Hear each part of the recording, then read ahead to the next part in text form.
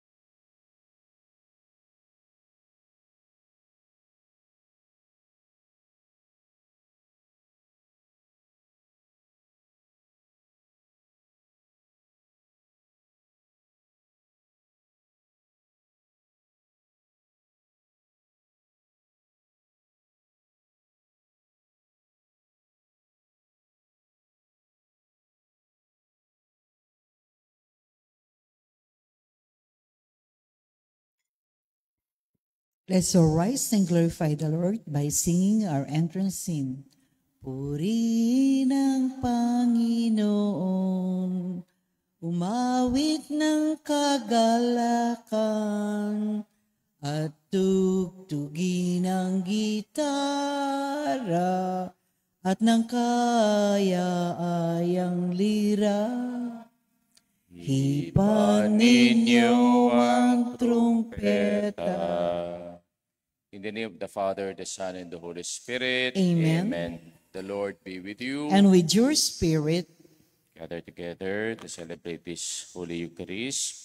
Let us now call to mind our sins and ask the Lord for His pardon and for His strength.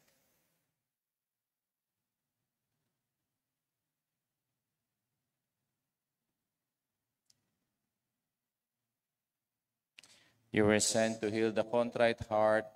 Lord, have mercy. Lord, have mercy. You came to call sinners. Christ, have mercy. Christ, have mercy. You are seated at the right hand of the Father to intercede for us. Lord, have mercy. Lord, have May mercy. Almighty God have mercy on us, forgive us our sins, and bring us to life everlasting. Amen. Let us pray.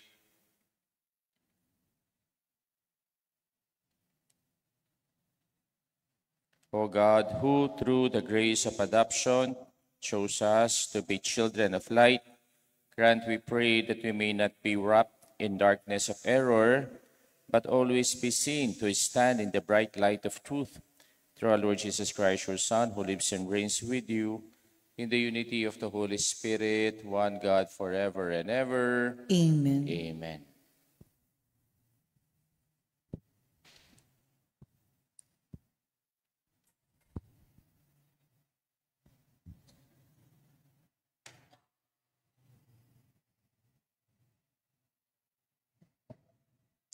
A reading from the book of Genesis. As dawn was breaking, the angels urged Lot on, saying, "On your way, take with you your wife and your daughters who are here, or you will be swept away in the punishment of Sodom." When he hesitated, the man, by the Lord's mercy, seized his hand and the hands of his wife and his 2 daughters, and led them out to a safety outside the city. As soon as they had been brought outside, he was told, "Flee for your life. Don't look back or stop anywhere on the plain. Get off the hills at once, or you will be swept away." "Oh no, my lord," replied Lot. "You have already thought enough of your servant to do me great kindness of intervening to save my life.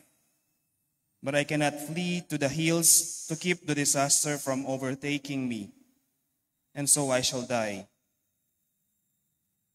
Look, this town ahead is near enough to escape to.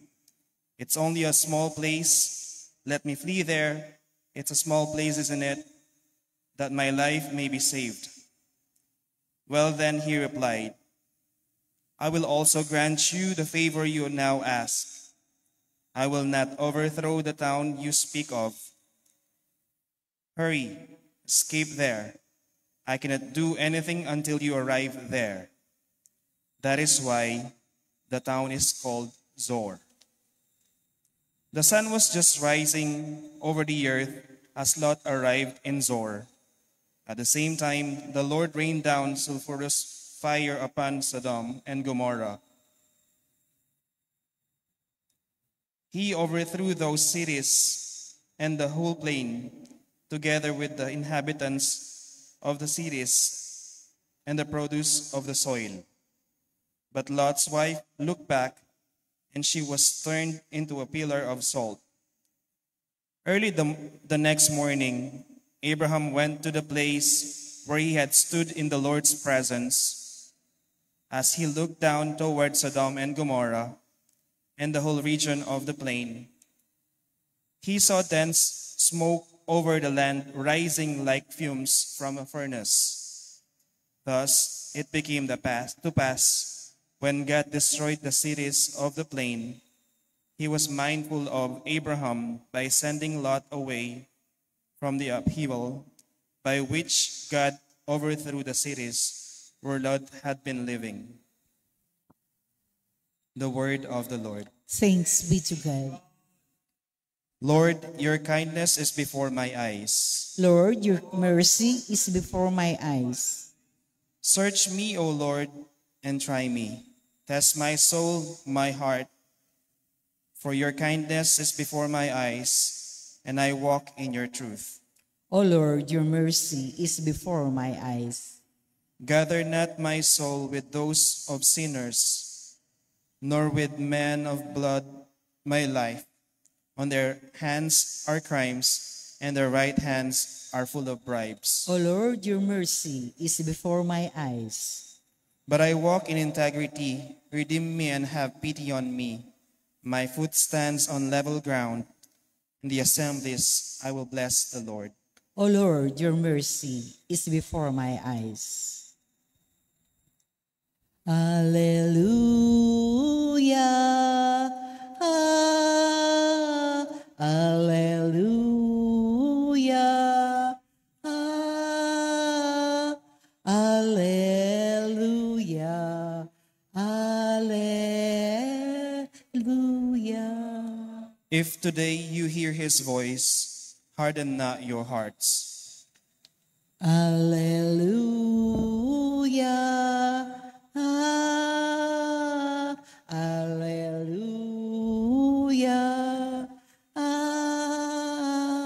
Alleluia. Alleluia.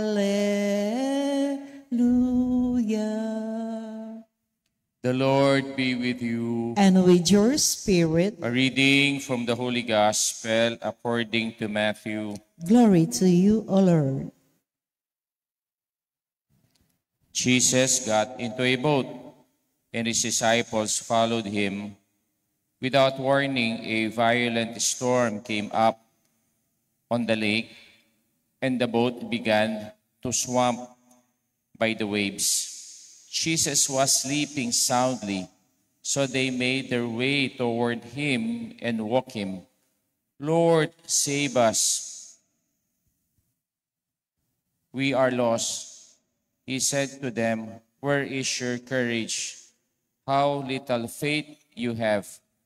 Then he stood up and took the winds and the sea to task. Complete calm ensued. The men were dumbfounded. "What sort of man is this?" they said, "that even the winds and the sea obey him." The gospel of our salvation. Praise to you, O Lord Jesus Christ. Good morning po sa inyong lahat. Good morning po, Amo. And this is the first day of July. Ibig sabihin, nakalahati na natin ng taon. Bilis ng panahon. So after 6 months na naman yan, we are preparing for our Christmas celebration. At matatapos na naman ang taon. Thanks be to God for all the graces that He showed us and showered us for the past 3 or 6 months of this year. Kahit po tayo ay maraming pinagdaanan ng pagsubok, pero the grace of God is always present. Kaya nagpapasalamat tayo sa Diyos for these 6 months na binigay niya sa atin. Nakatulog ba kayo kagabi? Sinong masarap ang tulog dito? Pakitaas nga ang kamay. Ibig sabihin, hindi kayo nakatulog ng mabuti. Alam niyo ba ang isang problema ng tao ngayon, especially pag nagkakaedad na, ay ang tulog. Paputol-putol na lang ang tulog. No? Kaya po, isang luxury na pwede nating hanapin ngayon ay matulog tayo ng mahimbig panggabi. Ano kaya yung mga reasons bakit kaya tayo ay hindi makatulog ng diretsyo sa gabi? Kasi ang dami nating mga alalahanin. Very anxious tayo sa buhay natin. O, hindi pa dumadating ang araw, ang dami mo nang iniisip. Ano kaya yung schedule ko bukas? Ano kaya yung lulutuin ko bukas? Ano kaya gaano kaya karaming lalabahin ko bukas? Ano kaya yung mga lalakarin ko bukas? Sometimes, no, hindi ka pa natutulog, ang dami mo nang naaalalainin. Kaya siguro, no, hindi tuloy-tuloy ang ating tulog because of all our anxieties in life, no? Kung pinakinggan natin yung gospel natin ngayon, may nakikita tayong dalawang realities. The one reality, our Lord Jesus Christ was sleeping in the boat. And his disciples were so afraid, no? Why? While they were in the boat, no? Bakit? Natutulog ang ating Panginoon calmly, peacefully, habang ang kanyang mga apostol, no, sila ay nagkakagulo because of their fear, no, of the storm that they were experiencing. Kaya po, ang focus ng mga apostol ay yung takot. Kaya ang dami nating alalahanin. Just like what happened in our first reading. Nakakatakot yung first reading natin, no? Kung pinakinggan yung mabuti. The destruction of Sodom and Gomorrah. Actually po, kahapon kung nagsimba tayo, si Abraham, making bargaining to the Lord na sana hindi niya sirahin yung Sodom and Gomorrah. Bakit? Kasi nandun yung pamangkin niya si Lot. Kaya yung bargain ay ganito, Lord, bakit mo naman sisirain ng Sodom and Gomorrah? Kawawa naman yung mga righteous people na nandun. Kung may makikita kang 50, sisirain mo ba? Sabi ng Diyos, hindi. Kung makakita ka ng 45, sirain ba? Hindi. Naging 40, 30, 35, hanggang 20, hanggang 10 na lang. Hanggang 5 na lang. Wala siyang makitang righteous people dun sa Sodom at Gomorrah. Sila'y nabubuhay sa pagkakasala. Kaya, the continuation of our first reading, when our Lord Jesus Christ, binigay niya, no? Yung kanyang verdict sa Sodom and Gomorrah. At siya ay nagpaulan ng asupre. Nagpaulan siya ng apoy para mawala na ang Sodoma and Gomorrah. Pero, no, nung umaalis na yung pamangkin ni Abraham na si Lot, ang sabi ng angel sa kanila, huwag kayong lilingon, huwag niyong titignan kung anong nangyayari sa Sodoma and Gomorrah. Pero, yung kanyang asawa ni Lot, she was so anxious. Baka may naiwan siyang mga kayamanan dun. Baka masunog lang. And she looked back. And what happened to her? She became ano yung sinabi na kasi? Pillar of salt. Kaya dahil sa kanyang alalahanin, dahil sa kanyang anxiety, naging pillar of salt na lang siya. Nawala yung kanyang buhay. Tayo din, ganun. Kaya sa gospel natin ngayon, makikita natin, ano ba na kinakatakutan natin? Nandyan ang Diyos eh. Yes, no, yung relationship natin sa Panginoon, akala natin, pag very close tayo sa Kanya, hindi na tayo nakakaranas ng mga unos sa buhay natin. Kayo ba, araw-araw na nagdarasal dito? Araw-araw kayong nagsisimba? O kayo ba ay problem-free? No? Hindi. Kahit ako naman po isang pare, no? Hindi naman ako problem-free eh. Kasi part ng buhay natin yan. Kaya ang dami nating mga uno sa buhay natin. Ang dami nating mga storm sa buhay natin with its different phases. O, yung ating kalusugan, o yung ating financial problems, yung ating relationship to other people, or even our own issues. Problema natin din yan, di ba? At yung nagbibigay ng anxiety sa atin, yun ang nagbibigay ng uno sa buhay natin. But remember, though we are not problem-free, we are not worry-free, our Lord Jesus Christ always there, no? Sleeping in the boat of our life, sleeping on the boat of our journey. Kaya po, nung pong nakita ng mga apostol, Lord, bakit natutulog ka? You want us to perish? Pinabayaan mo lang kaming mamatay. Oh, pero anong sabi ng Panginoon? Take courage. Where is your faith? Asan yung pananampalataya mo? No? Kaya sa gitna po ng ating uno sa buhay, sometimes our focus is on the storm, not on our faith, not on the presence of our Lord in our life. No? Laging ganun eh. Yung pong kaya natatakot tayo, nawawala tayo ng focus. And that focus is our relationship to the Lord. No? Kaya po, sa buhay natin, sana ang makita natin hindi yung storm, hindi yung problema, hindi itong mga issues na dinadaanan natin, but the presence of our Lord teaching us to be calm, to sleep, to relax. No?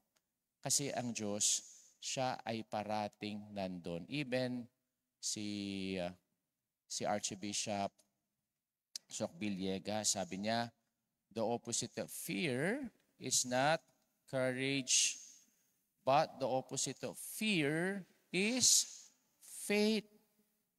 Ang kabaligtaran ng ating takot ay hindi yung tapang. Ang kabaligtaran ng takot ay ang ating pananampalataya sa Diyos. Kaya siguro sa gitna ng ating pagsubok sa buhay, sa gitna ng mga fears natin and anxieties, makakatulog pa ba kayo? Sana makita natin ang Panginoon, no? Sa gitna ng mga puno sa buhay, tinuturuan tayo na matulog, to relax, to have faith in Him.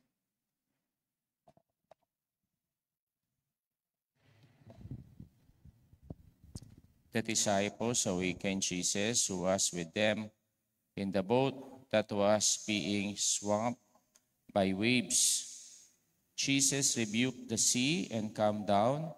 With faith, let us have recourse to the Lord in moments of danger. For each petition we pray, Lord, calm the storms of our life. All together. Lord, calm the storms of our life. May we invite Jesus during the storm of our lives. Hand over our fears to Him so that He can conquer them, we pray. Lord, calm the storms of our life. In life's storms, may we realize that we are in the same boat, all of us fragile and disoriented, and so must help each other and stop thinking only of ourselves, we pray. Lord, calm the storms of our life. May we give importance to the very things that nourish, sustain, and strengthen our lives and our communities instead of focusing on ideas and possessions that deprive us of antibodies we need to confront the adversity, we pray. Lord, calm the storms of our life. May we put a stop to our breakneck speed, to feeling powerful and able to do anything, to abusing our planet, to thinking that we could stay healthy in a world that is getting sick, we pray. Lord, calm the storms of our life. May those who perished in the night, in the storms of epidemics and wars, come to the shore of God's kingdom, we pray. Lord, calm the storms of our life. In the silence of our hearts, let us pray for the urgent concerns of our community and our personal intentions. We pray. Lord, calm the storms of our life. To include in our prayers the following intentions: for the thanksgiving of Richard and Chona Yumul, for the souls of Ian, Juanito, Antonio, Elisa, Jose Roman Sr. Jr., Juanita, Leandra, Laminada. Antonio, let us pray to the Lord. Lord, calm the storms of our life. We now pray for our personal intentions.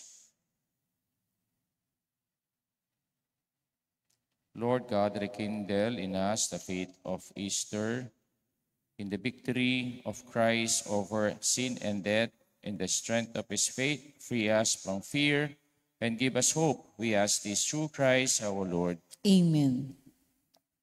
Kunin mo, Diyos, at tanggapin mo ang aming mangyayaan, ang aming kalooban, ang isip at gunita ko. Lahat ng hawak ko, lahat ng hope ko, lahat ay aking alay sa iyo. Mula sa iyo ang lahat ng ito, muli kong handog sa iyo. Patnubayan mo't pag-ari ang lahat ayon sa kalooban mo. Magutos ka, Panginoon ko, muling tatalima ako. Ipagkaloob mo lamang ang pag-ibig mo, at lahat tatalikdan ko. Pray, my brothers and sisters, that my sacrifice and yours may be acceptable to God, the Almighty Father. May the Lord accept the sacrifice at your hands for the praise and glory of his name, for our good and the good of all his holy church. O God, who graciously accomplished the effects of your mysteries, grant, we pray, that the deeds by which we serve you may be worthy of these sacred gifts, through Christ our Lord. The Lord be with you. And with your spirit, Lift up your hearts. we lift them up to the Lord. Let us give thanks to the Lord our God. It is right and just. It is truly right and just, our duty and our salvation, always and everywhere to give you thanks, Holy Father, most holy, through your beloved Son, Jesus Christ, your word through whom you made all things, whom you sent, our Savior and Redeemer, incarnate by the Holy Spirit and born of the Virgin, fulfilling your will and gaining for your holy people, he stretched out his hands and endured passion, so as to break the bonds of death and manifest resurrection. And so, with the angels and the saints, we declare your glory. With one voice, we acclaim. Holy, holy, holy Lord God of hosts, heaven and Heaven earth and are earth are full of your glory. glory. Hosanna in the highest. Blessed is he who comes in the name of the Lord. Hosanna in the highest. You are indeed holy, O Lord, the fount of all holiness. Make holy, therefore, these gifts, we pray, by sending down your Spirit upon them, like the dew fall, so that they may become for us the body and blood of our Lord Jesus Christ. At the time he was betrayed and entered willingly into his passion, he took bread, giving thanks, broke it, gave it to his disciples, saying, "Take this, all of you, and eat of it, for this is my body, which will be given up for you."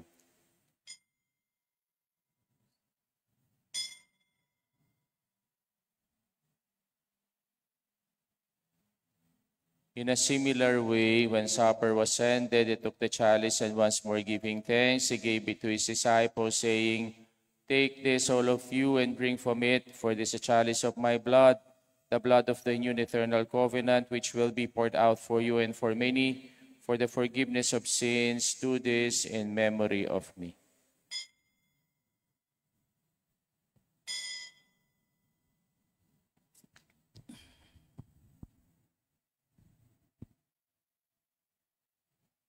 The mystery of faith. When we eat this bread and drink this cup, we proclaim your death, O Lord, until you come again.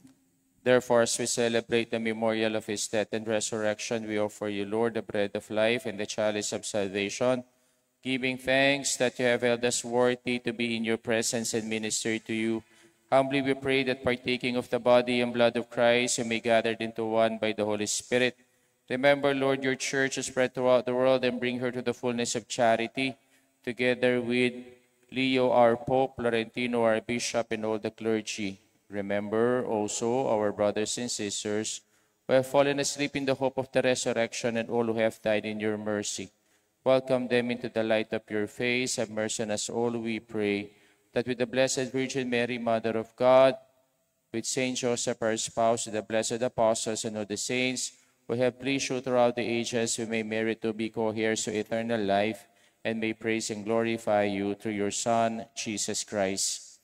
Through him, with him, and in him, O God, Almighty Father, in the unity of the Holy Spirit, all glory and honor is yours forever and ever. Amen. Amen. Amen.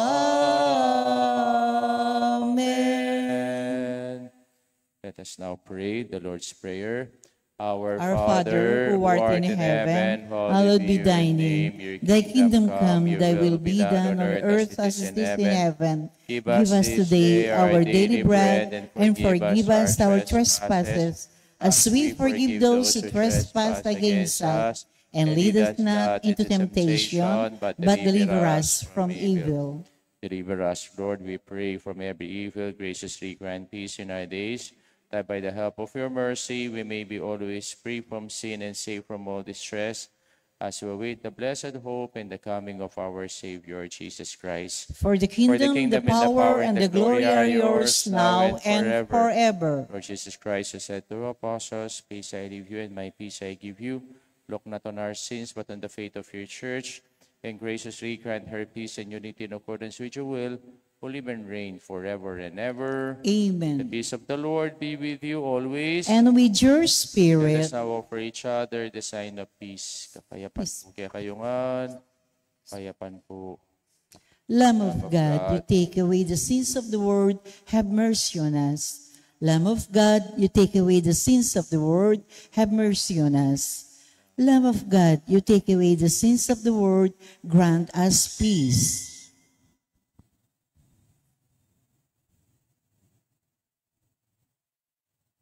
Behold the Lamb of God. Behold him who takes away the sins of the world. Blessed are those called to the supper of the Lamb.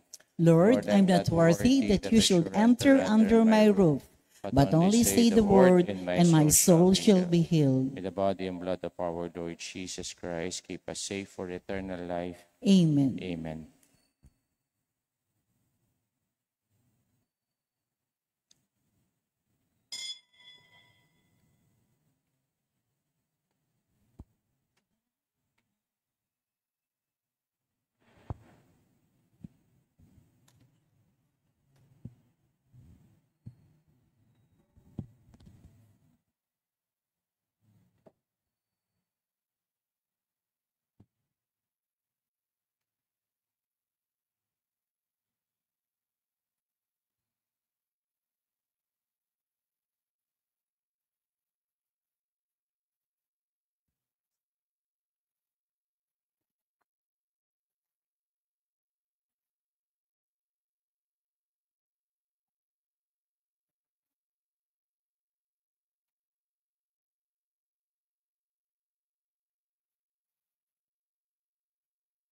Aking pasto, pinagiginhawa kong lubos. Ang Panginoon, ang aking pastol, pinagiginhawa kong lubos. Sariwang pastulan,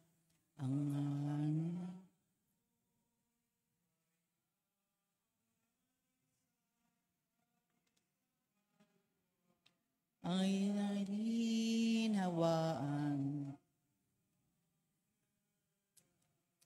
Siya ang patnubay, ang Panginoon, ang aking pastol, pinagiginhawa kong lubos.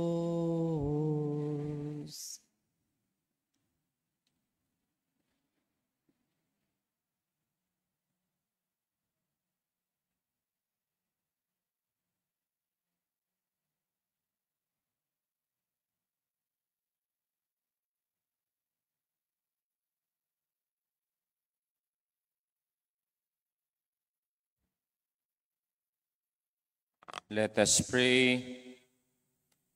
May this divine sacrifice we have offered and received fill us with life, O Lord, we pray, so that bound to you in lasting charity, we may bear fruit that lasts forever through Christ our Lord. Amen. The Lord be with you. And with your spirit. Almighty God bless you all, the Father, the Son, and the Holy Spirit. Amen. I Mass be known for let us go in peace and to love and to serve the Lord. Thanks be to God. Be to God. Good morning po. Good morning po.